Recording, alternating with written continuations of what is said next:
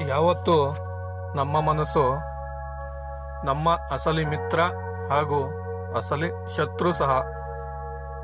ನಮ್ಮ ಮನಸ್ಸು ನಮ್ಮ ನಿಯಂತ್ರಣದಲ್ಲಿ ಇದ್ದರೆ ಅದಕ್ಕಿಂತ ಒಳ್ಳೆ ಮಿತ್ರ ಬೇರೆ ಯಾರೂ ಇಲ್ಲ.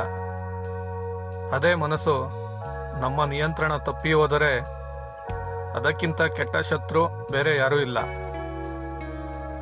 ಈ ಪ್ರಪಂಚದಲ್ಲಿ ನಾವು ನಮ್ಮ ಮನಸ್ಸನ್ನು ಗೆದ್ದರೆ ಎಲ್ಲವನ್ನೂ ಗೆದ್ದಂತೆ ಸ್ನೇಹಿತರೆ. ಬರೀ ಕೈಯಲ್ಲಿ ಬಂದ ನಾವು ಬರೀ ಕೈಯಲ್ಲೇ ಮರಳಿ ಹೋಗುತ್ತೇವೆ.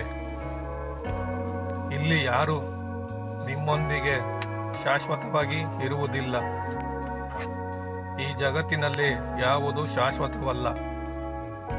ಅದಕ್ಕಾಗಿ ನಾವು ಆಗು ಹೋಗುಗಳಿಗೆ ತಲೆ ಕೆಡಿಸಿಕೊಳ್ಳದೆ